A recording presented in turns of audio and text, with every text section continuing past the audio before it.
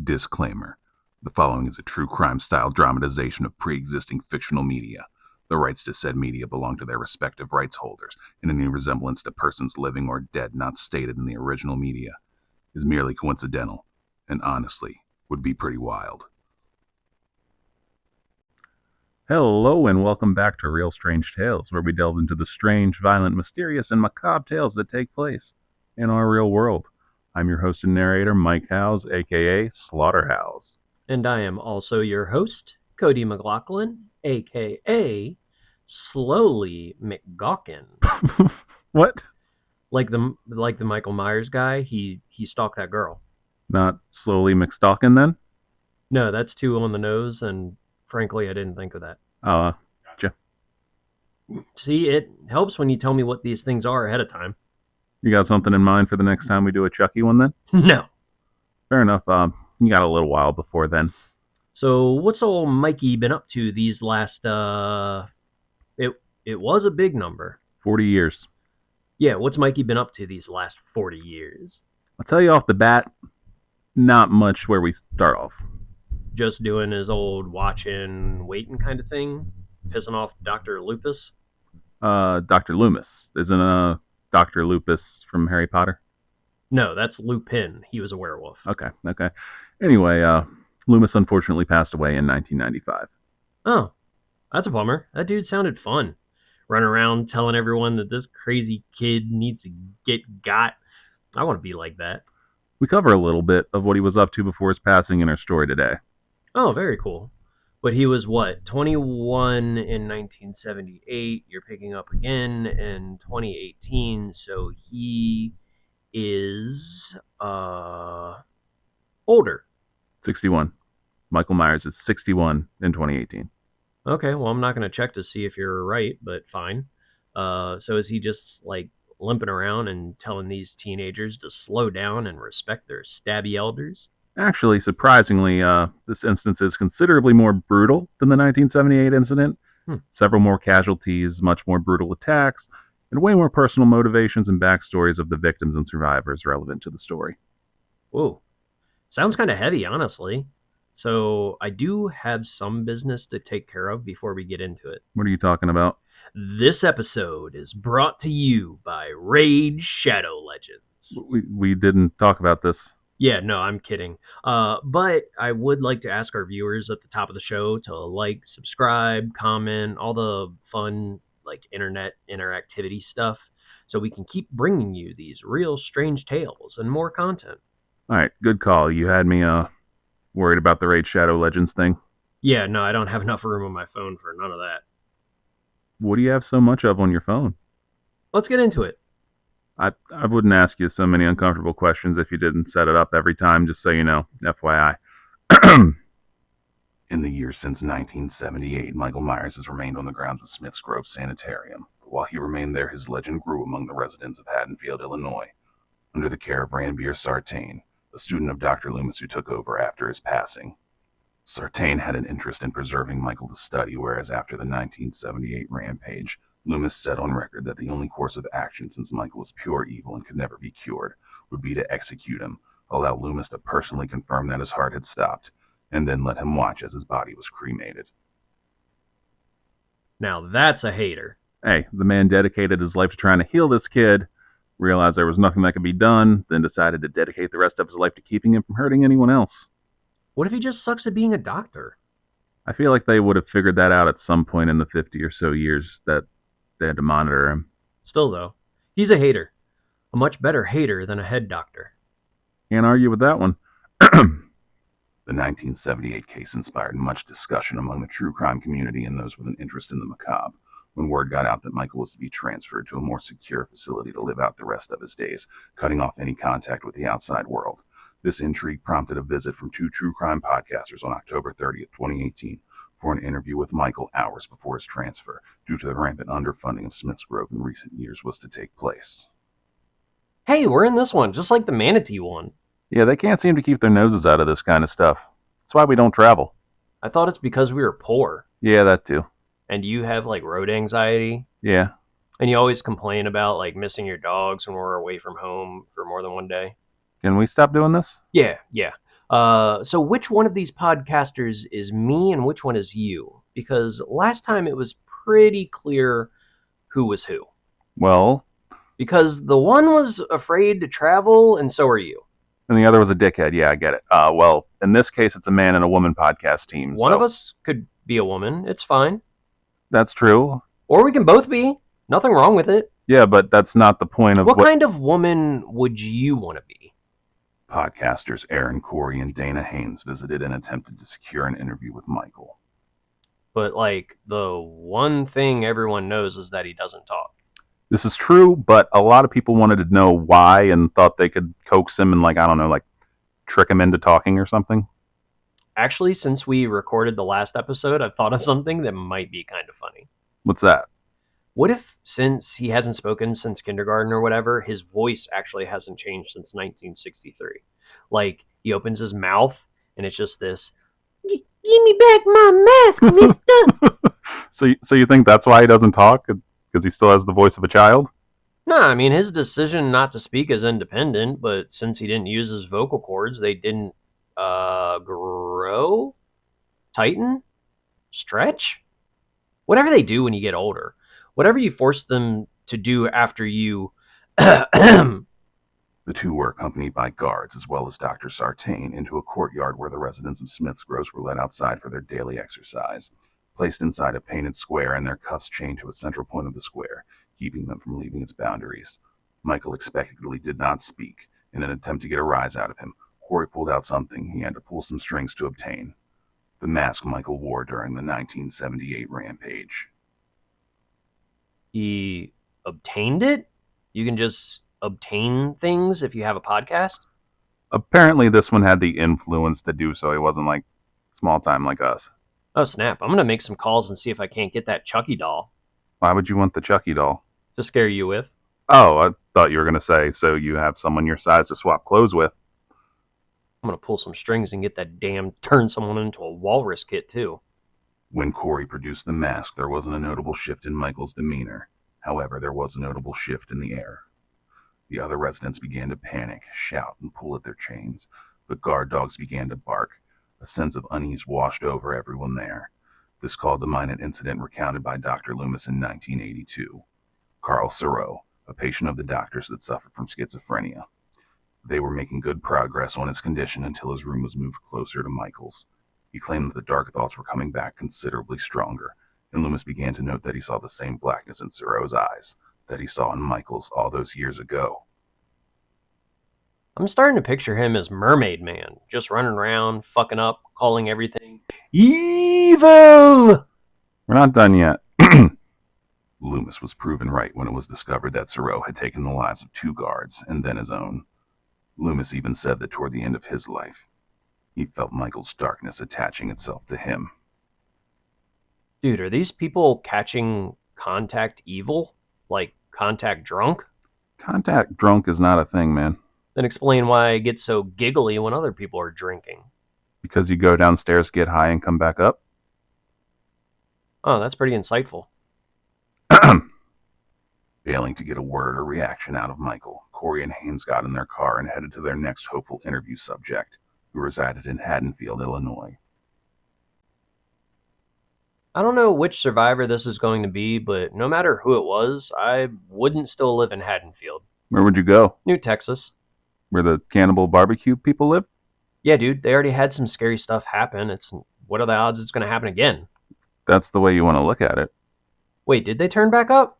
Not in Newt. See, perfect. All right, just never pictured you moving to Texas. Oh, yeah, it is hot there. I guess I would stay in Haddonfield. Fuck that. In the years since surviving 1978, Lori Strode had lived a tough life, losing her father to a heart attack shortly after Michael's rampage. Her school performance plummeted and any future plans she had were set aside. The trauma and lasting scars proved to be too much for Lori's mother to handle, as she kicked her out of her home. She kicked her daughter out for being too sad that someone stabulated all of her friends and tried to stabulate her? Yeah, she's not going to win Mother of the Year. Maybe she just used that as like an excuse for the real reason she kicked her out. What real reason? Yo, I know the guy that escaped the asylum, stalked you, took out everyone around you, then came after you, and he's back in the asylum he already escaped from. But, you know, just keeps sleeping in the room next to mine. Totally nothing to worry about. Fair, that happened to one of your kids. Would you kick them out? I'm not gonna have kids. This does not apply to me. Alright, one of your cats. Ah, shit. Which cat? A one-night stand in 1981 resulted in the birth of Laurie's daughter, Karen. Laurie moved to a compound at the edge of town, surrounded by woods. She proceeded to live as a shut-in, practicing shooting in her own range, rigging her house to be invasion-proof, preparing for the next night Michael came home. She made sure that she would be able to defend herself, and that Karen could too. She received all of the same training her mother took part in, regardless of the child's well-being. When Karen was 12, Laurie was deemed an unfit mother, and CPS removed her from Laurie's home. She would never again regain custody and would only reconnect with her daughter years later. That's really sad. Yeah, you'd think there would be some kind of social program for survivors of stuff like this, but then again, it seemed like Laurie didn't want help. She wanted to beat Michael's ass. It does sound like it would be therapeutic, though. Though they reconnected, Laurie's mental health issues and alcohol dependency left her relationship with Karen strained, resulting in limited contact between Laurie and Karen, her husband Ray Nelson, or their daughter Allison, who in 2018 was a senior in high school, the same age Laurie was when Michael first spotted her in 1978. The fact that you pointed that out makes me worried for her well-being. I could just be being thorough. I very much doubt it. So, what happened with the podcasters again? Oh, I forgot to mention it. Laurie told them to go to hell. See? Not thorough. You got me. Allison had been inducted into her school's honor society, and her family had planned a celebratory dinner, which she also wanted to use as an opportunity to introduce her family to her new boyfriend, Cameron Elam. That name sounds familiar. Can you place it? No, but do I get credit for knowing I've heard the name Cameron before? Wait. The name that rings a bell is Cameron, not Elam?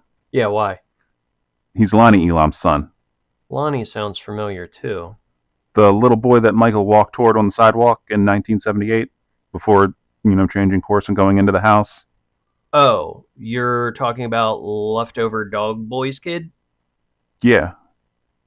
Otherwise known as Cameron because his name is Cameron. There's that name again. Since this was Allison's big night, she wanted her entire family there, including her grandmother. So she snuck an invitation to Laurie behind Karen's back, who had claimed she asked Laurie but said she couldn't make it. That was a lie. She's a grandma. The hell would she be doing anyway? Sorry, honey. Grandma can't make it. She's in the middle of knitting a sweater, and she said it would be an all-night. Well, I don't know if Laurie made sweaters.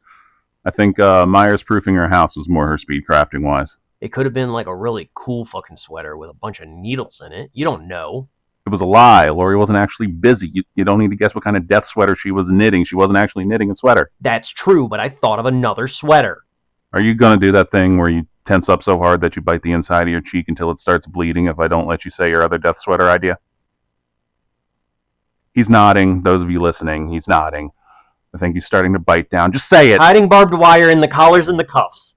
How is that different from one filled with needles? In execution, different skills in the craftsmanship. While Laurie did make it to the dinner, an earlier visit from the podcasters revealing that Michael was being transferred had triggered the trauma from her past. She arrived late and intoxicated, causing a scene and breaking down in front of the entire restaurant. Grandma's rule. Dude, she showed up to her granddaughter's dinner drunk and made a scene having a complete breakdown due to the PTSD she got from a guy killing all of her friends when she was a teenager. She kept things exciting. After Laurie left, Karen restated how much of a toxic and negative influence her mother was to Allison. Did they like Cameron? Huh? She was excited about introducing her family to Cameron. Did that go well? Oh, yeah, turns out Ray was friends with Cameron's dad, and as far as I can tell, things went well that night, besides, the whole drunk grandma thing. Yeah, see, you need to add more feel-good stuff like that. You know the subject of this show, right? Two buds talking about stories. What kind of stories? Ah, yeah, right. Oh, man. At the same time as the dinner, the patient transfer was taking place. Frank Hawkins, still on the force, was first on the scene when the crashing of the bus was reported. Of the surviving patients, several escaped. The guards on the bus were killed, as well as the police escorting the bus. On the bus, Hawkins found Dr. Sartain hiding, having been shot in the shoulder by a startled teenage boy who had come upon the scene while returning from a hunting trip with his father. Neither of them were alive when Hawkins arrived, their car having been taken by one of the inmates. Say what you will about Michael, but dude looks out for his friends. Elaborate. Every time he escapes, he lets his homies out too. It's honestly kind of heartwarming. I just realized that you pronounce escape that way, and I'm not going to be able to unhear it. But anyway, he's using them as a distraction so he can get away, I'm pretty sure. Because you're a pessimist. I, however, am the opposite of that? An optimist. A Megatron. Whatever. Big guy loves his homies. I mean, I'm not sure that theory contradicts anything in the story, so that's how you want to look at it, sure. On the morning of October 31st, Corey and Haynes paid a visit to the cemetery where Judith Myers was buried. Sandra Dickerson, the caretaker of the cemetery, as well as Laurie's neighbor, lamented that the rampage of Michael Myers was their small town's only claim to fame. Was the headstone gone again? Not this time. Damn. I was kind of hoping they just found his old ass laying on the ground with his back thrown out after trying to clean lift that thing again 40 years later. Hawkins met with his boss, Sheriff Omar Barker, to compare notes. Sartain was unable to cooperate as he was being treated for blood loss. They did, however, establish that of the remaining patients still at large, one was Michael Myers. What did the other patients do? The other escaped patients, they kind of just wandered around for a while until someone picked them up besides one of them. And we'll get to him in a little bit. No, like, what crimes did they commit? Not all of them committed crimes. Some of them just weren't deemed fit for participating in general society. Oh. I feel like a dick. I was just assuming all these people were knife people. So you thought it was just a bunch of Michael Myers and Leatherfaces on that bus? Honestly, kind of, yeah, but I see now that that's probably not safe. Leaving town, Corey and Haynes arrived at a gas station. Aaron filled up the car while Dana went to the restroom. But she wouldn't be alone for long. Ew. A man in overalls and a pair of boots entered the ladies' room and stood outside of the stall that Haynes was occupying, and scattered a handful of human teeth across the floor from over the stall before attempting to force the door open. Outside, Aaron attempted to pay for his gas before finding the horrifying scene left behind. Security footage revealed that Michael had arrived at the station at roughly the same time as the podcasters. He had torn off the jaw of the attendant with extreme force and bludgeoned the mechanic with his own tools before taking his overalls for himself. All right, so it seems like when this guy is on the loose, if you're a mechanic, as soon as he gets one, you're safe. He only hurts mechanics for clothes. Everyone else is safe. That be a chance you're willing to take, like letting your guard down just because he only happened to kill one mechanic both times? Actually, that you know of. We're only just starting this case. You don't know that. Does he kill another mechanic? No. So, airtight theory so far. But would you take that risk? God, no. Dana attempted to crawl beneath the stalls to escape as Michael Myers ripped the door from its hinges. He noticed Dana's escape attempt and went for her, but Aaron burst in, tire iron in hand, ready to defend his partner. Would you do that for me? Yeah, man, we already went over this, didn't we? Yeah, I just like hearing it. Aw. While Aaron Corey tried with all his might to fight off Michael, he was easily overpowered. Michael used his head to bash in the door of the stall Dana had crawled to, splitting his skull open. He proceeded to lift Dana up and snap her neck as Aaron was helpless to do anything but watch as he bled out. Oof, that's rough. Right? You know, homeboy basically just killed you and you gotta watch him kill your lady friend before your lights go out? Wait, were they a thing? There were rumors amongst their fans, but I don't think they were open one way or the other. Oh man, that's even worse, trying to save your girl than getting messed up worse than her.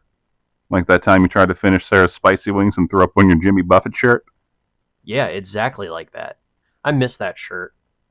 But yeah, fair point that both of our sacrifices are noble. However, I didn't show up the day before and make the wings more angry. When police arrived on the scene and searched Aaron Corey's car, one thing was found to be missing: the mask he presented to Michael Myers one day earlier. Okay, I know that he is an awful person, and a lot of innocent people met with tragic ends because of him, but that gave me the goosies, and I gotta say, our boy is back! Again, not a fan of the guy. I just find him fascinating. Yeah, no, he's not cool at all. There's totally nothing badass about him. Right? Who'd he fuck up next? Ray and Karen were in their home and were surprised by a visitor. How did he find them? Let me finish a damn thought, man. Lori, having heard the news of Michael's escape and apparent return to Haddonfield, paid a visit to the Nelson household. The door was locked, but the window wasn't, allowing her an entrance. She proved how easy it was for an intruder to enter the house and get the jump on them. She attempted to get the family to come with her, but they told her she needed help and needed to leave. Can I talk? Yeah, that's what the show is based on. God, I love when things are based around my mouth. What'd you want to say? Oh, right. Dude, grandmas are awesome. That's it? Again? Yeah. All right, cool. Do you not agree? I mean, I kind of agree. What's that mean? Half of my grandmas are awesome. Yeah, I met the awesome one, and she definitely tipped the scale. Thanks, man. Lori left the Nelson home to watch the 4 bodies being removed from the gas station. The carnage brought back memories that filled her with dread and anger. Ooh, she ready for him. Soon as he shows up, it's on sight. You ready for a showdown? I'm hoping that it's climactic. Dude has already dropped more bodies than he did in 1978. And we are just getting started. As Lori prepared for the return of Michael, Allison and Cameron prepared their costumes for their school's Halloween dance. They attended as Bonnie and Clyde, with the roles reversed. Cameron dressed as Bonnie and Allison dressed as Clyde. That's adorable. Sarah and I did that for a Halloween party once. We were Jay-Z and Beyonce, but it didn't go that well. Wait, that's what you were supposed to be?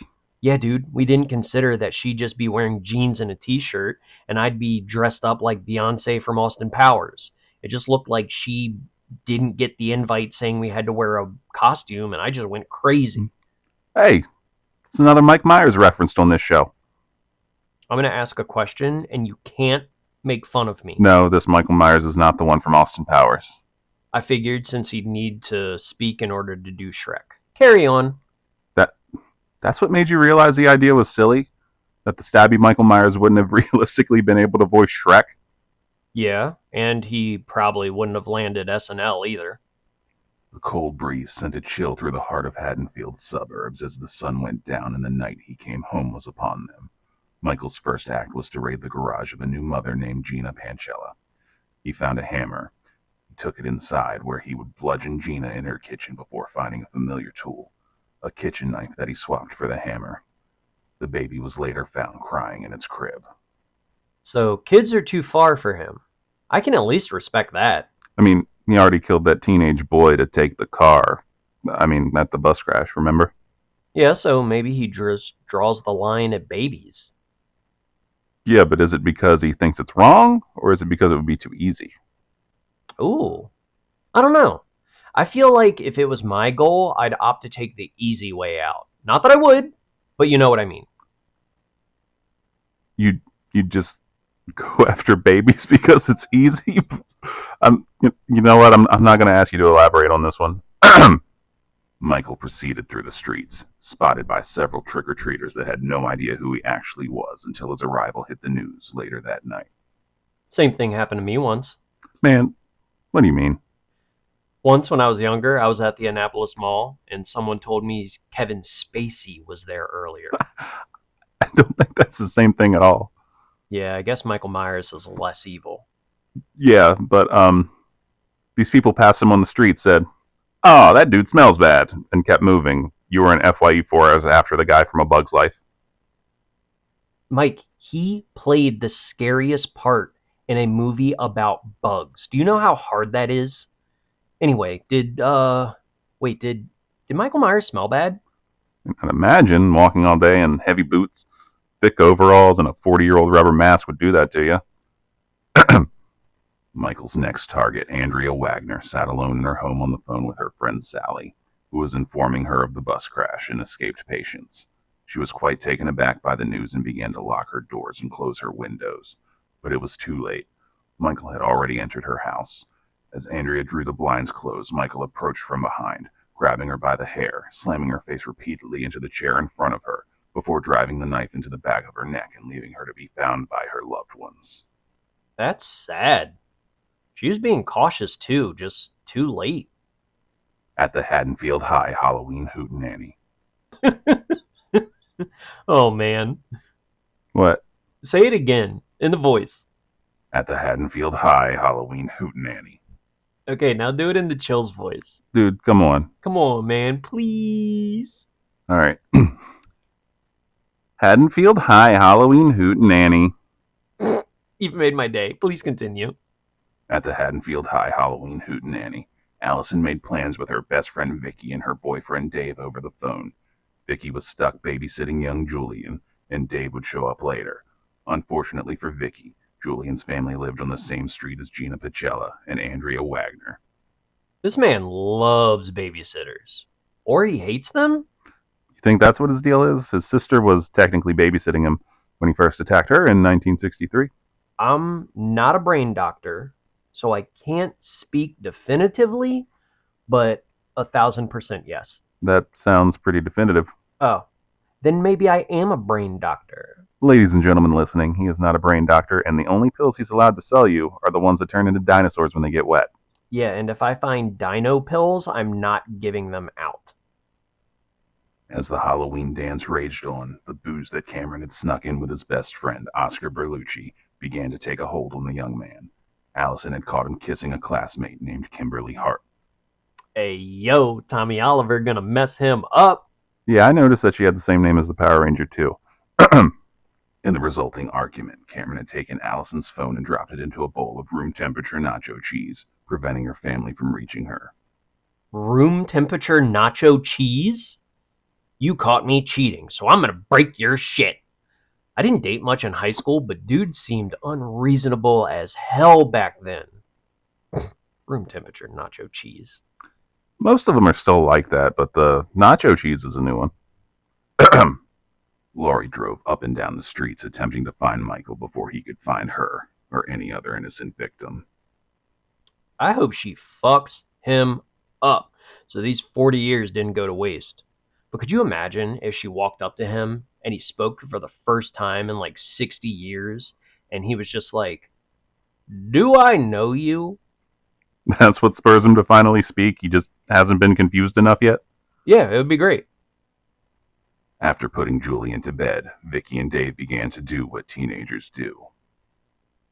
Yeah, probably trying to put like one of those really cool patches that say Xavier's School for Gifted Youngsters, but sewing's hard, so they had to get the iron-on patch and then they put the jacket on. They're trying to put the patch on, but it's like right above your heart because you wanted to make it look professional, but then you burn your nipple a little bit, and mom has to cancel the medieval times night because instead of turkey legs, you're getting skin grafts with all the money that she had saved up. Sure. After putting Julian to bed, Vicky and Dave began to do what teenagers do before being interrupted by a frightened Julian. Dave went outside to smoke as Vicky went upstairs to calm the young boy, giving a quick scan of the room for the man Julian claimed he saw. She assured Julian that he was safe with her. That's sweet, actually. A nice, wholesome moment. I still think about the bond I had with my babysitter sometimes. She'd tell me that Howie Mandel wasn't real, and I'd believe her and go to sleep like a little dummy. It's nice to get these little fluff details in these stories. Before Vicky left the room, Julian asked her to close the closet door. Ah, fuck. She attempted to push the door closed, but something was preventing her from doing so. She opened the door to see what it was, but was face to face with Michael Myers. I thought you said she checked the room for creepy things. She did. Closets are the #1 place monsters, like Howie Mandel, like to hide. Idiot. She's a teenage girl that died, man. Exactly. Michael brought his knife down upon Vicky. She attempted to fight Julian as he ran away. hitting Michael with a chair, and attempted to make her own escape after enough space was made between the monster in the closet and the young boy. But she lost her balance and fell to the ground. Julian attempted to help her, but she told him again to run, knowing her fate was sealed as Michael stabbed her 2 more times. Damn, that is absolutely the best babysitter I've ever heard of. She died protecting that kid. Feel bad about calling her an idiot a minute ago? No, she's an amazing babysitter. She's terrible at searching for monsters. Julian made it downstairs to find Dave and send him back inside while the boy ran for help. What the hell is Dave gonna do? Hawkins responded to a call about a domestic disturbance, sensing that it was the man he had mistakenly let live 40 years before. He approached with determination. However, he wasn't the only one listening to the broadcast that had their sights set on Michael. Ooh, I bet it's Lori. Who else would it be? You can just tell me when I'm right. Hawkins entered the home and made his way to the second floor, finding Vicky's body, which had been placed in a chair in Julian's room under a sheet with eye holes cut out, a jack-o'-lantern resting in the fish tank. He's an awful man. I haven't forgotten that homeboy eats dogs, but I love his relentless drive to decorate for spooky season. Yep, he's a regular Martha Stewart. I mean, I wouldn't say he's as scary as Martha Stewart. She went to prison. Outside, Lori made it to the house and spotted Michael in the window, firing a shot at him without hesitation. Yeah, get it! However, this turned out to be his reflection in a mirror sitting next to the window. How does that work? I cannot picture it in my head. He was looking at the mirror. Lori saw the mirror through the window and shot at the mirror she thought was him. But, like, how do you think a mirror is a man? I don't know, the heat of the moment, I guess. Alright, Can I keep going? I guess. The gunshot was seemingly Michael's cue to exit. Making his way to the stairs, Hawkins followed, firing at him but missing every shot. This dude is especially bad at shooting Michael Myers. Yeah, it's not something I'd debate with you. Yeah, 'cause I'd crush you, bitch. What? Huh? While Hawkins made his way down the stairs, Lori made it to the backyard as Michael made his escape, managing to land a shot in his shoulder. I bet Michael was like, hey, Don't do it. hey, Go ahead. look at us. Alright. Look at us. Downstairs, Hawkins discovered Dave's body, pinned to the wall with a knife through his neck. I wonder what he would have done with that one. What do you mean? In 1978, he pinned a guy to the wall before doing some wacky stuff with his body upstairs. So I'm assuming that's just like hanging them up to dry or something? Pinning it to his corkboard before he does his little arts and crafts? He had Vicky in place, so what was he going to do with Dave if Hawkins hadn't shown up? Oh, I see what you mean. That's a solid point. Maybe he was just like standing around staring into that magical mirror trying to give himself a pep talk. Maybe he had like creator's block. So you think that he's an artist and dead teenagers are his canvas? Well, it doesn't sound as cool when you word it in that nerd-ass way you did. Dave had a fresh tattoo on his arm that read 10/31/18, that day's date, as well as the date he and Vicky planned to lose their virginities to each other. That is a big commitment to make in high school. Right? Hey, if you had a tattoo that listed the date you lost your virginity, what would it say? It would list the date that I lost my virginity. Yeah, but like, what numbers? I'm not telling you or our listeners when that was. You want to know mine? No? It was... After the arrival of Sheriff Barker to the scene, he decided to pair Hawkins with Dr. Sartain, who seemed starstruck to meet Laurie Strode. Oh my God. My patient is so obsessed with you. He doesn't talk about you all the time. But seriously, doctors sound weird. Did you say doctor or doctors? We're not all perfect, Mike. Allison and Oscar left the party after the argument with Cameron. While cutting through private backyards, the teenage boy would drunkenly confess his feelings to her and attempt to make a move. Ooh, buddy, you are not getting a tattoo tonight. Did this one strike close to home? Dude, I don't make a move on people when I'm drunk. But I do tell lots of people I love them, when in reality, I rarely love them. Drunk words are sober thoughts is bullshit. Drunk me hates Americanism.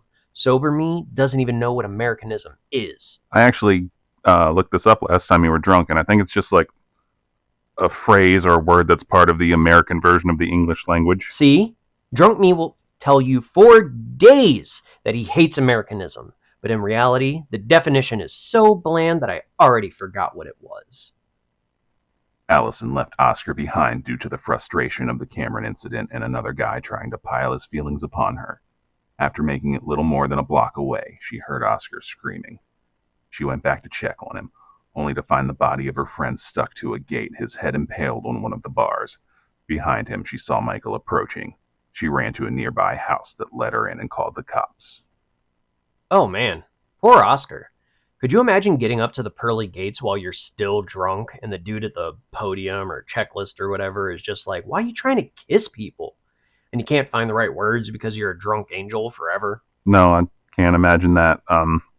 Wait. I'm not done talking.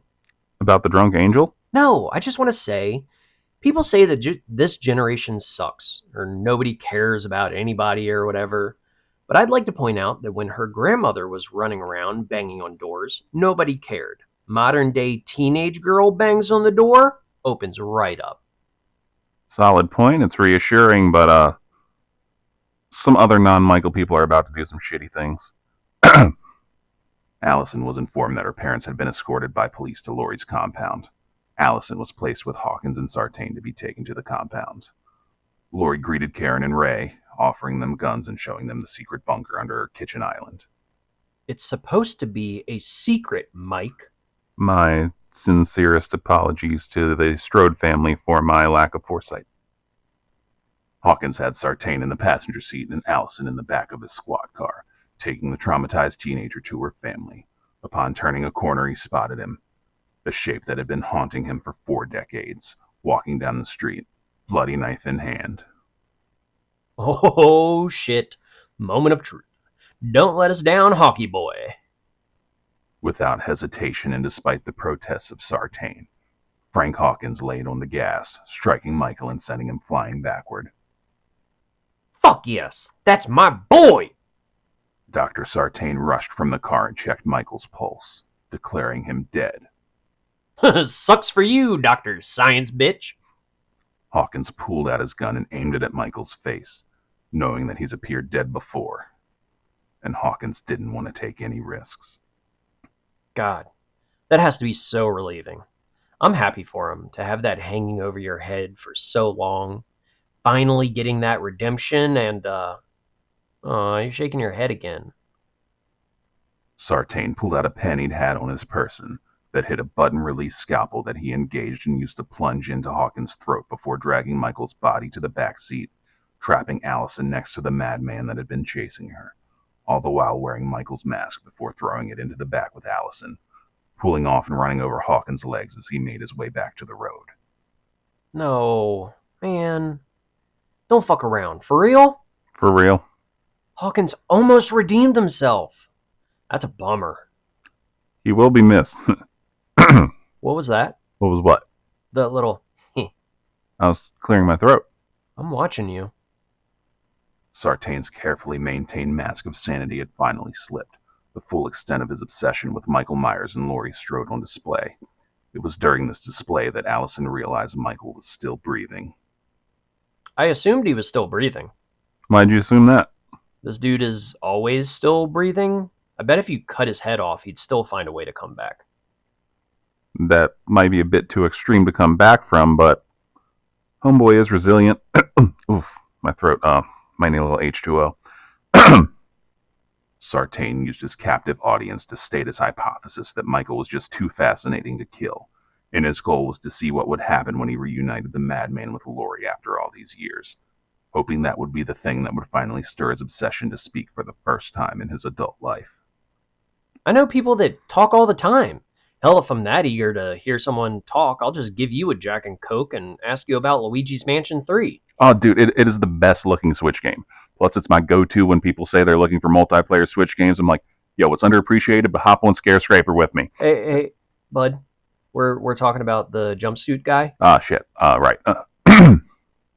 Allison told Sartain that she'd heard Michael speak after he killed Oscar, and that she would tell him what he said if he let her go. He stopped the car, needing to know what Michael had said, but Allison noticed that Michael's mask had moved. He had woken up, put his mask on, and begun kicking in the barrier between the front and back seats, pinning Sartain against the steering wheel. Allison used the opportunity to escape into the woods adjacent to Laurie's compound. Sartain made it onto the street before Michael stomped his head, splattering it across the street. Wow. I don't want to cheer on anyone dying, but Sartan got his. He definitely got something. I wonder what he said, though. Hmm? Are you going to bring it up later? What the hell are you talking about? What did Michael say to Allison? It was a lie. Oh, clever girl. She even fooled you. That's not hard, but I do have a question. What's up? Why are they so obsessed with hearing Michael talk? Like, it would be interesting, but crocodiles don't talk, and if I thought they were keeping it a secret, I'd not tracking one down to be sure. Podcasters and maniacs, man. Do anything for a story. Even die. I was about to say that. No, you weren't. I clearly started I don't saying. recall. Awesome. Officer Richards and Francis, the two assigned to security detail at Laurie's house, spotted the lights of Hawkins' car in the distance and went to investigate.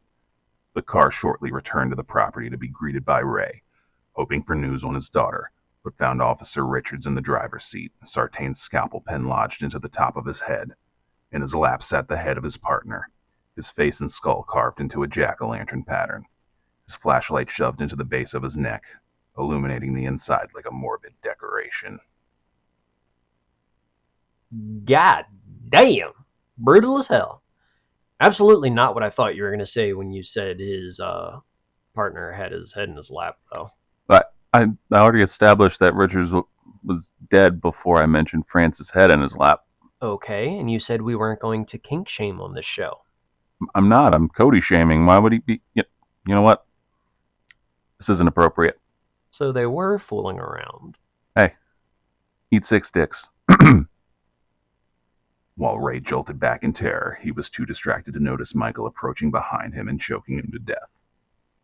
Damn. He seemed nice. Alerted to this, Laurie made Karen hide in the secret bunker while she waited by the front door with a shotgun on the ready. But Michael managed to force his arms through the multi-locked door, engulfing Laurie.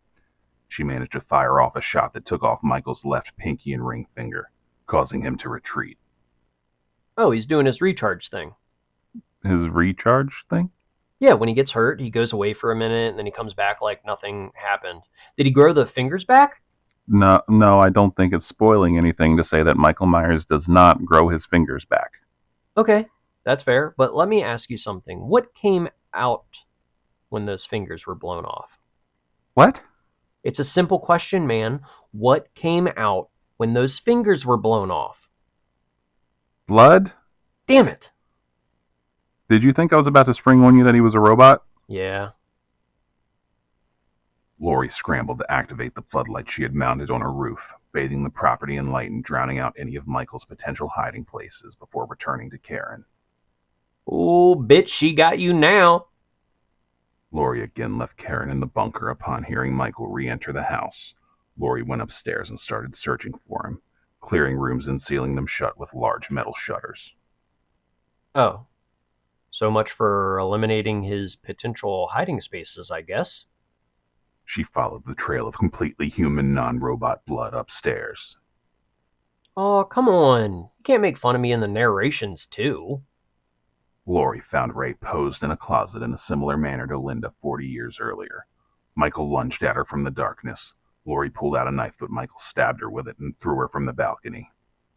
I mean, obviously I'm rooting for Laurie in this situation, but it is funny that he chucked her over the balcony like, see how you like it.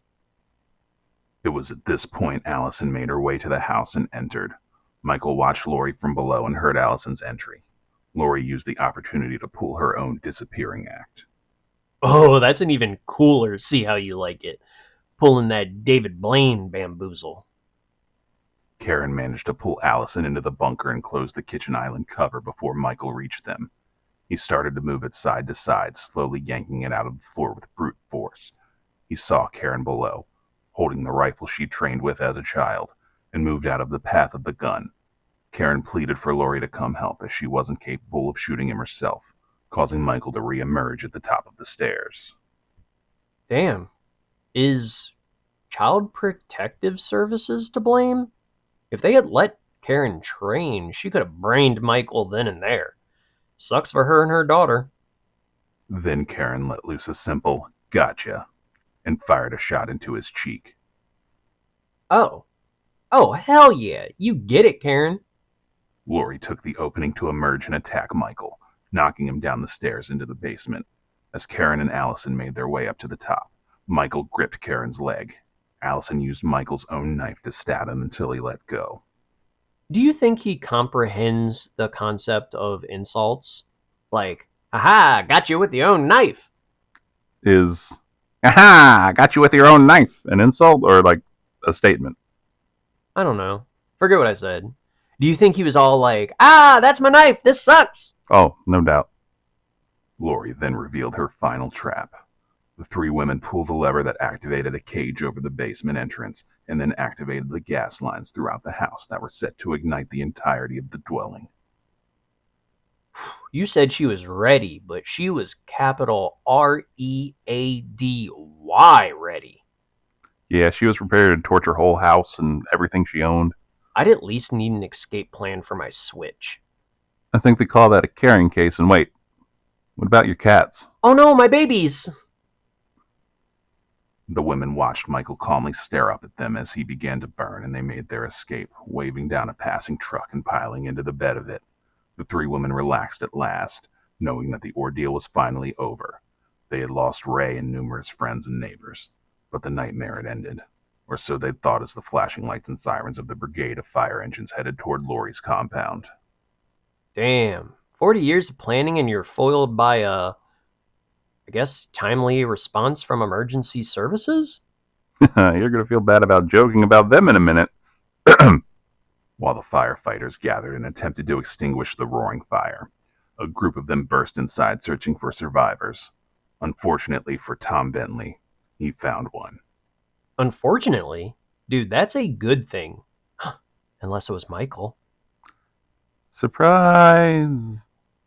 Bentley had fallen through the floorboards that had been weakened due to the fire and gunshots earlier in the evening. Landing in the bunker below, he set off his alarm to signal for help. The last thing he said over his radio was, "There's someone else down here." His body would later be found in the wreckage, severely burned, but he met his demise at the end of his own Halligan bar. Is what? You don't know what a Halligan bar is? Come on. No, that's why I'm asking. That's how you learn, by asking questions. You want me to tell you what a Halligan bar is? Yes, please. Fine, I will let you know what a Halligan bar is. Thank you. It's the bar thing they use. It's like a bar with a thing on it. Oh, yeah. The firefighter's Halligan bar is a bar that a firefighter has? Exactly. You have no idea either, huh? No, I don't. Just Google it and throw up a picture when you edit this. It's presumed that one of Bentley's partners came to answer the distress call and help him out of the bunker. Due to the smoke, he couldn't tell that the person he was pulling up was Michael. I mean, even if it weren't for the smoke, pulling people out of fire holes is his job. Yeah, would you pull Michael out of the basement if it were your job? Dude, I ain't pulling shit out of shit. I can't reach, and I bet he's heavy. Plus, I'm aware of who Michael Myers is. I know what his mask looks like and that he's on the loose. This guy's a firefighter, so he's probably a sports guy. Maybe he's like just upset that Dan Marino missed the hat trick, or that his favorite player is dating Taylor Swift, and now the wife he hates is taking an interest in his one form of escapism. That's specific. So if the smoke weren't there, I don't think this guy is going to say, "Oh man, this old guy is missing some fingers, can't talk, and is wearing a weird mask on Halloween. Gonna let him burn."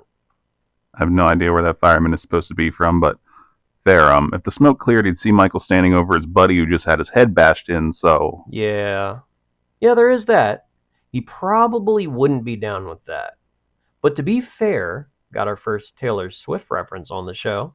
Was that something you were angling for?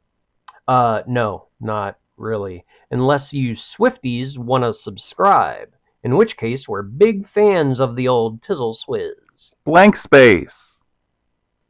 Michael dispatched the man that came to his aid and proceeded outside, where he took out 8 more of the first responders with the Halligan bar and nearly cut one of them in half with his own rescue saw. Can you tell me what that one is? Yes, it's like a circular saw, but gigantic, for cutting through mashed up cars and whatnot. Oh, right. What's a circular saw? Just throw up a picture. Elsewhere in town, Cameron Elam was frantically walking the streets, attempting to reach Oscar to ask if he knew Allison's whereabouts since he destroyed her phone in the room temperature nacho cheese, unaware of the events that Allison was subjected to or the fate that Oscar met. Is he still walking around in heels? Maybe that wasn't clear. I don't think he changed out of his costume. Dude, having to rush around in heels is not fun. I wouldn't imagine, no. No, for real. Trust me. Not fun. Okay, I believe you. You're not going to ask me how I know? I wasn't gonna, no. Solid, I'll tell you off mic. Cameron noticed something in the distance. A person in the road.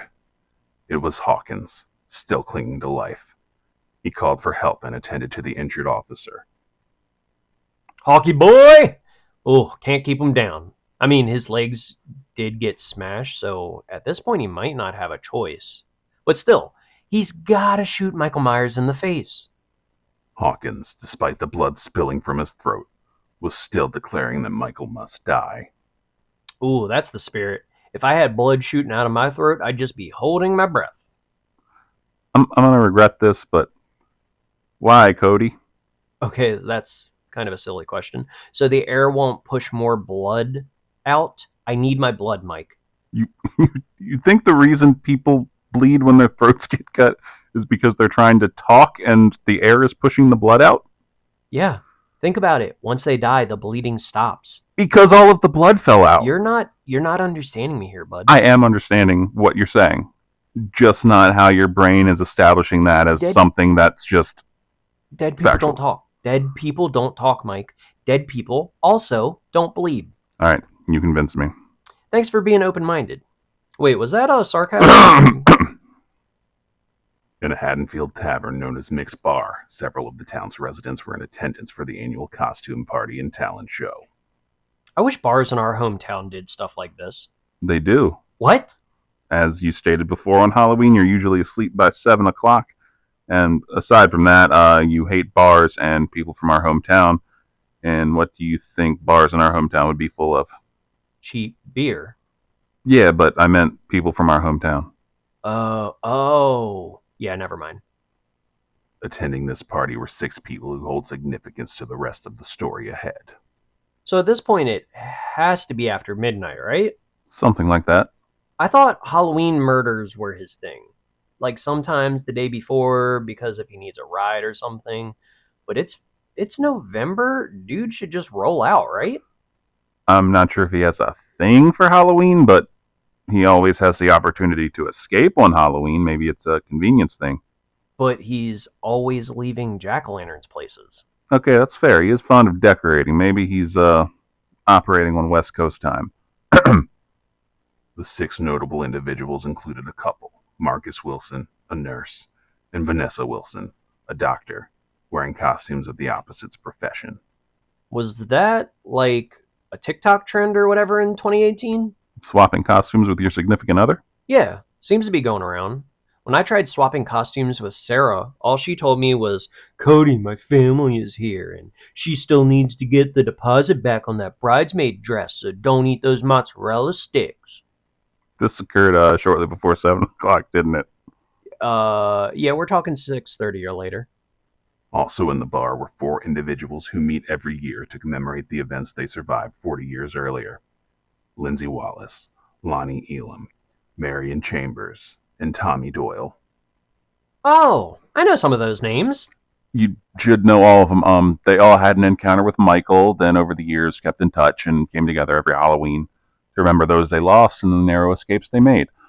Marion was the one who accompanied Loomis before and during Michael's escape. Lonnie was the boy that Michael had a chance encounter with outside of his home.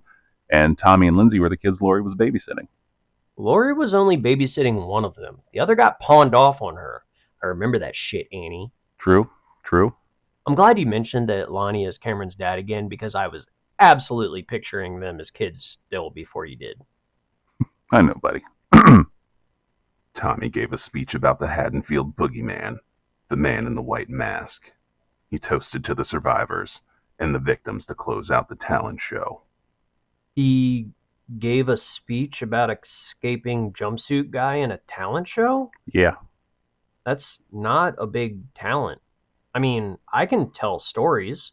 You're literally telling me a story right now, but I wouldn't call you talented. thanks. I wasn't complimenting you. And he probably didn't even do it in a creepy voice. The hell, man? I'm not saying you're not talented, but this show wouldn't make me say he's better than a ventriloquist. Not as talented as a ventriloquist does sound better than untalented, so that's fair. Thanks, man. Back at you. You son of a. Near the burning wreckage of Laurie Strode's home, her closest neighbors, Sandra Dickerson, the caretaker of the cemetery who had spoken to Aaron Corey and Dana Haynes earlier that day, was enjoying a quiet evening at home with her retired husband, Phil. He was flying a drone he'd recently bought. I know this is going somewhere terrible, but I want to say that is just really cute. He had flown the drone toward the bathroom, but something had thrown it back out. Upon investigating, Phil turned on the light to find Michael Myers tending to his wounded hand. You got to keep those nubs clean when they're still raw. Everyone, clean your nubs. Michael shattered the light bulb above, reclaiming the shadows. Now you got to clean the other hand in the dark, dipshit. Phil ran, closing and locking the door that separated the bathroom from the hallway. But Michael shattered the window that ran along the hallway and impaled Phil's neck on the broken glass before pulling him through. Dude, before you even said that he used that window to kill Phil, Grab Liz, go to the Winchester, have a nice cold pint, and wait for this all to blow over. I want to marry you. But like I was saying, before you said that, I was thinking that hallway that's lined with windows sounds creepy as shit. If you're looking out the windows, spacing out, be it because your gummy was stronger than you thought, or just the utter existential dread that comes with being alive in this screaming goddamn hellscape, and someone walking down the street spots you and thinks you're creeping, you can't just sidestep. You gotta drop down and lie there all night just in case. What the hell are you talking about? Did I get too real? How often do you get caught staring out of the window by passersby? Oh, buddy, I've been singled out on the neighborhood newsletter once or twice. Oh. 4 times. Sandra attempted to escape through the back door, but Michael caught up to her and used the broken fluorescent light bulb he removed from above her oven, and used it to pierce her neck from one side to the other. God damn. Hell of a way to go. Sandra slumped against the wall and watched as Michael dragged Phil's body to the kitchen island and laid him across it, then drove every knife in the kitchen he could find into his back, trying to find the one he liked best before leaving. While Sandra would survive, she was left mute and needed a wheelchair due to her injuries. She now lives in the care of her sister. She survived? Thankfully, yes. Dude, go easy on the thankfully there. It is absolutely possible to live a full, happy life in a wheelchair, or without the ability to speak, or after the loss of a loved one, but to lose it all by force in an extremely painful manner? It might be difficult to see the silver linings then. This guy is a goddamn monster. You think this out evils the 2 dogs that he killed in 78? No, I'm actually still mad at him for that. Lori and the Nelson girls were taken to Haddonfield Memorial Hospital, where she was put under so that they could treat her injuries. Karen and Allison finally had the time to give statements to police and let the reality of the night's events dawn on them. Wouldn't it be funny if Lori never got around to mentioning that Allison's dad got murked? I mean, it'd be sad and traumatic, I'd imagine. Yeah. Yeah, I see that now. The police discovered the burning remains of Lori's home and the carnage left in his wake. The local media began picking up the story. The news of Lori's battle with Michael was on every TV in Haddonfield, including the one in Mick's bar. Do people just sit around in bars watching the news? I'd imagine it was one of those special breaking news reports that interrupts the basic networks. Oh, yeah. I forgot about that. Man, I don't think I've watched basic network TV since they canceled Single Parents. Oh, I remember that show. It was great, and I want it back. I think the kids might have grown a bit too much for that to be viable now. The kids could be single parents now too. I don't care. Do you have any concept of how time or aging works? Not since 2020, no. The report stated that of the patients that escaped the bus, only 2 were unaccounted for. Their names weren't shared at the time, but they were later confirmed to be Myers himself and a nonviolent patient named Lance Tivoli. Tommy rallied and radicalized the bar patrons to go out and find Michael, to do what the state of Illinois couldn't and end Michael for good. I feel like this is going to end poorly. Why, just a hunch? No, dude, he survived losing 2 fingers, being shot in the face, exploded, and still took out 10 firefighters or so when they had that Harngelo bar and the giant circular saw on their side. What are some drunk ventriloquists going to do at 3 a.m.? You were focusing a lot on the ventriloquism thing, but alright, good observation. Let's see. Vanessa went out to her car and found a man waiting in her back seat. She retreated inside, and the crowd, led by Tommy Doyle, marched outside, thirsty for blood, twisting the slogan of a local charity, Love Lives Today, into a new chant, Evil Dies Tonight. It's not helping their cause. Who the hell chants anymore? When is the last time a chant has accomplished anything? 6 seasons in a movie. Yeah, chants are awesome. The crowd stormed the parking lot, readying an attack on what they suspected to be Michael Myers. Oh, it's that ravioli man, isn't it? Tivoli. But, spoiling a little bit, yeah, it's Lance Tivoli. Do they kill him? They don't. Tommy approached the car, swinging his bat into it, causing the man inside to panic and fire up the engine. Is Tommy a cop? No, why? Because the help, someone's in my car, and he runs over and just starts smashing it sounds pretty coppish. Lance Tivoli quickly lost control of the car and crashed it little more than a block away and ran off into the night. Oh, poor guy. At the hospital, Sheriff Barker broke the news to Karen and Allison that Michael Myers was still alive. The two decided that they would keep this from Lori so that she could recover, sharing a room with Hawkins. Bet that's awkward. What is? Hey, Lori, ain't it wild that the dude I let live messed up both of us real bad and is probably still after our loved ones? I see that, but I mean, they both killed Michael the same amount of times. How many is that? None. As word spread of Michael's new rampage, the people of Haddonfield gathered at the hospital to find the whereabouts of the loved ones they hadn't heard from that night. Fear, paranoia, and rage began to grip the once quaint and friendly citizens. Oh, they getting riled up. Get 'em! Karen attempted to convince the crowd that Michael would be on his way there to take revenge on Lori. But some of the crowd wasn't so convinced, and they set up groups to hunt Michael, round up other Haddonfield residents to join the cause, and to warn others to get inside and lock their doors. I love how telling people to go inside is one of their concerns. Hey, yo, the homeboy that lugs tombstones and punches his way through windows is on the loose. Better get inside. What would you recommend they do? Fucking leave. What if that causes a traffic jam? And dude is just walking up and down the road punching through everyone's windows? A fate worse than death. Only thing worse is that it would be immediately followed by death. Allison, feeling that she needed to take part in ridding the town of its Michael Myers problem, ignored her mother's wishes and snuck outside to join the mob, where Cameron invited her along with he and his father to hunt Michael down. That's the most romantic damn thing I've ever heard. Hey, baby.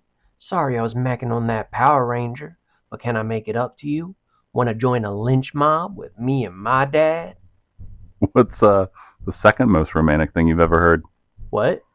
You said that was the most romantic thing you'd ever heard. What held the title before that? Oh, that time we got drunk and you let me use your ass as a pillow without waking me up.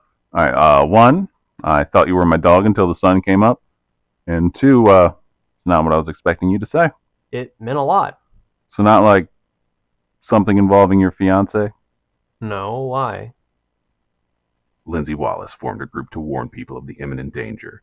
She took Marion, Marcus, and Vanessa with her. Tommy Doyle went to recruit any Haddonfield citizens that would be able to help in the fight the night seemed to be leading to. They should have fired up that loony bin bus and all went together. If it couldn't keep him in, do you think it actually would have managed to keep him out? No, not at all, but a bus full of people mad about the same thing sounds like a good time. Lindsay's group, outfitted with weapons they'd gotten from Lonnie, came across two teenagers sitting on the swing set in a playground. Lindsay approached to tell them to get inside. The teenagers claimed that their friend Dennis hadn't returned to them like he was supposed to. But that wasn't the most unnerving thing the teenagers said. They said they had been followed by a creepy man in a white mask. Ooh. Oh, that kind of gave me the goosies. This made Lindsay's hair stand on end as she turned back toward the car to see Michael standing next to it, holding the bloodied mask that once belonged to Dennis. That's Michael's mask now, fool! It's a dead teenager, Cody. Try not to get too excited. You sound just like my mom. The remaining teenagers ran to safety as Michael climbed atop the car, startling the people inside. They swung and fired their guns wildly. They were all untrained in the use of the heavy equipment Lonnie provided. The fact that you said that makes me think there's gonna be a little gun boo-boo. Maybe I'm not going to tell you what happens. Hey, you do realize that when you do the signifies that you're literally about to tell me what happens, right? Hey, shut up. As Marion sat with her back against the passenger door, Michael shattered the window behind her with his hand. So, despite decades of prep, doesn't seem like Michael remembers Lori. But isn't that what he did to Marion in 1978 before he stole the car? It sure is. I'm glad you remembered. So, like, maybe he does remember her, but he's just not sentimental like that. I mean, it's possible. Or he does remember Lori perfectly and is just playing it cool with the Regina George, why are you so obsessed with me treatment. Ah, shit. Okay, I gotta get back to the narration because once he goes down this Mean Girls rabbit hole, Get in, loser, we're hiding in bushes. See what I mean? You're a bitch. What? It's from the movie. Oh, You are a bitch, though. okay. That wasn't from the movie. You done? I'm a cool mom. Vanessa and Marcus's fight-or-flight reactions kicked in and Vanessa escaped the car while Marcus attempted to free Marion from Michael's grip. Michael dropped down on the driver's side, but Marion was out of bullets, so Michael entered the vehicle and stabbed her 4 times before Marcus wrapped his stethoscope around Michael's neck, who in turn drove the knife through his cheek, under his eye, and into his brain. So, Lindsay and Vanessa bailed? I'd say it's shitty to abandon your friends and loved ones, but I'd be like, hey, not much I can do for you on this one. If you need your cable box set up later, let me know. Cable box? We're old, Mike. We're going to say outdated old people shit, okay? I was worried there was going to be a whoopsie doodle with the gun, so that's a relief. It was then that Vanessa worked up the courage to come back, firing at Michael inside of the car until she got into close enough range for a clear shot. But Michael kicked the driver's door out, knocking her hand around and letting loose a shot into her face that ended her life on impact. No. Oof, that was way more awful than I was expecting. If they all died, how do we know these details? Well, Lindsay turned the corner with the trick-or-treat bag she had stuffed with bricks surrounding the structure of the playground. Oh, hell yeah. That is a terrible decision, but it is a very cool one. Michael easily gripped Lindsay's throat and threw her against the car, at which point she reached out for his mask, causing him to let her go and give her the chance to escape. Don't touch his mask. He don't like that. Unless I'm mistaken, everyone that's gone for his mask so far has actually been spared. Huh. Yeah, actually, I think you're right. Then it is a solid strategy I will keep in mind. Please continue. Tommy's group later happened upon Lindsay's car and found another of Michael's grotesque Halloween displays. Dude, it is terrible. Awful. Disgusting, even. But these are my favorite parts. I know, right? Vanessa and Marcus were placed on the merry-go-round wearing Halloween masks. Marion was hung from the swing set, also wearing a Halloween mask. The mob ventured further into the woods where they would find Lindsay hiding under a bridge. Having escaped Michael, they took her to the hospital. Oh, someone made it! That hasn't happened in a while. Unless he loops back around to her, in which case, oh man. At Haddonfield Memorial Hospital, former Sheriff Lee Brackett, now a security guard, recounted the loss of his daughter Annie 40 years prior. He's still around? Damn. And he's still working? How old was he? About 80. Dude, I hate America. Like, why would you do that? And why the hell is he security guard? Who is he gonna stop? Legolas ass Hawkins? Tommy took the opportunity once again to rile up the crowd in a chant of evil dies tonight, preparing them to face what he referred to as the apex predator. This is a big deal. It's very serious. But you're being a little dramatic, dude. Tommy then took the time to go upstairs to tell Lori about what happened to Marion, then promised to protect her like she protected him when he was helpless. This being the first time anyone had told Lori that Michael was still alive. Ignoring doctor's orders, Lori shot herself up with painkillers and grabbed the knife that Allison had used on Michael back at the compound and had hidden in her hospital room, and took to the hallway to join the fight. Whatever Tommy is doing, he missed his calling. He gets these people going. Dude should have led a cult or, like, ran for office. Same thing, am I right? Nyah, nyah, nyah. A man wandered into the hospital, a man who seemed familiar to some of the crowd. The man who was featured in one of the 2 photos of unnamed Smith's Grove patients still at large. The man who had escaped the mob once already tonight. Man, who the hell was it? Lance Tivoli. Oh, yeah, that makes sense. The crowd, assuming that this was Michael, ignored his pleas for help with the wounds he sustained in the car crash, began making their way toward him, causing him to run the other way. That is just tremendously sad. You said this guy was nonviolent, right? Yep, he just kind of wandered off of the bus, and I assume he got cold and climbed into a car, and then everyone tried to kill him. Yeah, I'm sticking with tremendously sad. Lori and Karen, having seen Michael up close earlier that night, knew for sure that this wasn't Michael, but the crowd was frothing at the mouth and thirsty for blood. Don't get me wrong. I don't want to sound insensitive here. Nothing good ever starts with that sentence, so I will be prepared to shut the mic off if this goes awry, but continue. That's smart. You should always have your hand over that button. But most of the people I know who would just wander away from a bus crash and hide in someone's car don't look like they could lift tombstones or take multiple bullets or fit into a random jumpsuit you stole off some dead guy. That wasn't as bad as I expected and is a decent point. He's probably not someone who would spend 15 years getting ready for a killing spree, then another 40 getting ready for another one. Yeah. Tommy Doyle's Kool-Aid has got to be good. What's your favorite Kool-Aid flavor? Whichever one matches the vodka that I'm drinking.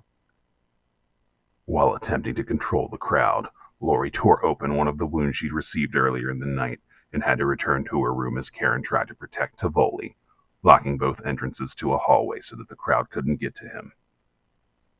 This is making me claustrophobic. Get out of there. He's about to. Tivoli saw the writing on the wall as the mob began to force their way through the doors and took the only available option aside from letting the mob tear him limb from limb. Okay, so fingers crossed the next words you say are he kicked all their asses and brought them to their senses. Tivoli grabbed a nearby fire extinguisher, Oh, here go hell come. then used it to shatter a window, Wait. and climbed to the ledge, looking at the parking lot several stories below and all of the onlookers. Mike. With one last breath, Lance Tivoli leapt from the building and fell those several stories before meeting his end upon impact with the parking lot below. God damn it. That's sad. Very sad. I wish he beat their asses. Me too, buddy. Elsewhere, still on the hunt, Lonnie determined that without the detours caused by others, Michael's actions formed a straight line to Michael Myers' childhood home. Come on down to Michael's Dog Shack, where the dogs are served up just the way Michael likes them, raw and whole. You're stuck on this dog thing, aren't you? It's gross. The Myers house had continued having trouble selling over the years since 1963, finally being settled in and renovated by realtor team and couple John Soto and John Massey, who go by the names Big John and Little John. Nice palate cleanser. That's adorable. Plus, they figured out the issue you brought up in the last one about Papa Strode having a hard time selling the house. That's true. Nobody wants to buy it? Cool. This one's mine. Hell yeah. I do have a question. If not, it's a suggestion. Yes, the shorter one was Big John and the taller one was Little John. Yes. Wait, was? Lonnie told Cameron and Allison to stay behind while he knocked on the door, finding it open. He entered the home and Allison and Cameron heard a gunshot before more increasingly unnerving silence. Damn. Lonnie should have got his ass away from there. Yeah, I guess. Why'd you say that, though? Just felt right. It would be funny if he just walked out. It's all over, dudes. Took care of it. Oh, you mean Lonnie. I thought you were talking about Michael. That would be funnier. He's like, "Hey, Cameron, killed your dad. Need hunt. Don't touch my mask." Allison and Cameron went into the house to search for Lonnie. It appeared that Michael had snuck into the back door, implied by the bloody handprint on the wall next to it. As the couple made their way upstairs, Allison found Big John and Little John, posed in an inversion of a photo of them placed on the table above where they were found. Oof. Yeah. That's terrible but adorable. I'm happy that's how they went out. But what does inversion mean? They were inside out? No, in the photo, Little John had his head in Big John's lap. In the pose, Big John had his head in Little John's lap. Aww. While Cameron searched the hallway, he discovered his father's body stuffed into the attic stairway. While he was distracted, Michael burst from the hallway closet and charged at him, stabbing him twice. Allison ran out to defend him, but Michael snatched the gun. Allison had pulled a knife from Little John's body and stabbed him before he threw her down the stairs, breaking her leg. I've never broken my leg. You broke your nose. What? Like 15 years ago. Oh shit, yeah, that sucked. Did you forget about that? Yeah, but in my defense, it did involve me hitting my head pretty goddamn hard. That's fair. I'm glad you're okay now. Am I, though? Cameron attempted to go for the gun, but Michael stomped on his hand before picking Cameron up and shoving his head through the railing above the stairs, giving Allison a perfect view as Michael raised him up and slammed his neck into the jagged and broken pieces of the railing, before dropping him, leaving him unable to move. Michael began to walk down the stairs as Cameron's head dangled over them. Then Michael stared Allison down before grabbing both sides of her boyfriend's head and twisting it around, finally ending Cameron's suffering and the Elam family bloodline. Damn. Must be close to bedtime. Dude is getting petty at this hour. Michael approached Allison and had her at his mercy. Karen managed to sneak in the front door and run a pitchfork into his back. She took his mask and ran, successfully baiting Michael away from Allison. Yes, I love that. Help your daughters. Michael followed Karen across streets and through different yards until he came upon his mask on the ground. When he picked it up, he was surrounded by a flood of headlights as Tommy Doyle and his mob surrounded him. No shit. For real? For real. They actually got the mob to gang up on him. Yeah, like I said, the town was mad. Yeah, but I thought making the guy jump out of the window might have taken the wind out of the room. Well, nah. Michael was blocked in with cars and trucks as the townspeople surrounded him, led by Tommy Doyle and Lee Brackett, ready to claim their pound of flesh. Just a pound? The Haddonfield mob attacked Michael, shooting, beating, stabbing him as he got in a few good slashes before being taken to the ground. The mob had Michael dead to rights. Tommy told Karen they would finish the job. She had to go be with her daughter. Karen stopped Michael from reaching for his knife and stabbed him in the back before leaving as Lee Brackett prepared to deliver the final blow and get his revenge for Annie. Fuck yes, that's a pretty satisfying way to wrap shit up. What happened next? We don't know. Huh? Karen made her way back to the Myers house. The John house. Karen made her way back to the John house and told the cops of what occurred. She checked on Allison, then proceeded into the house, giving into curiosity and peering out of Judith's window as Michael once did. Curiosity my ass. She was going to look out that window to get a glimpse of the mob massacre. When police visited the scene of the mob's battle with Michael, they discovered that the entire mob, including Tommy Doyle and Lee Brackett, as well as countless others, as the town was reluctant to report on the massacre further than the police reports, had all been killed. How? He's, good at this kind of thing, I guess. There were so many of them. Yep. Were. When the police returned to inform Karen of Michael's escape, they discovered that the back door had been opened again, and to their terror they had found that Michael had come and gone from the house, stabbing Karen to death before leaving. When the sun came up, 2 garbage men were found dead, their truck stolen, suspected to be Michael's last kill of the night. Lori, the police, and even the FBI searched for a year after that night, but never found him. He got away? Yep. And he's still out there. Well, if you want to know the answer to that, you'll have to... No, god damn it. We're spending another episode on this? How many times can his old ass come back? You're just going to have to wait and see. Fine. This is our last segment where I ask Cody a question or two about our case to get his unique insight into the minds of our subjects. Cody, do you have any theories on why Michael does what he does? He can't afford Spirit Halloween and has to make his own decorations. A lot of us can't afford Spirit Halloween. We don't go out and make people into decorations. Yeah, but we're lazy, though. So that's what you're sticking with?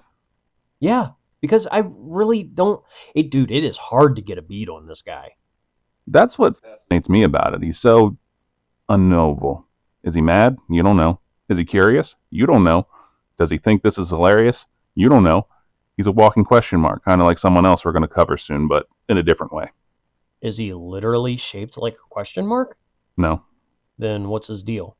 It's a story for a different day. Lame.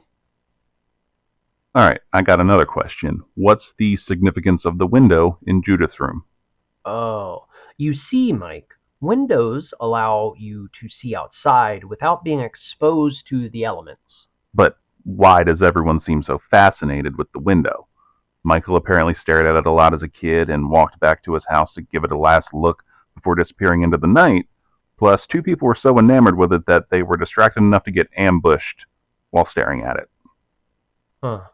Did they have a hot neighbor? In 1963, 1978, and 2018? Yeah. Assuming this hot neighbor was 18 in 1963, she'd be in her 70s. Okay, how old is Helen Mirren? Solid point.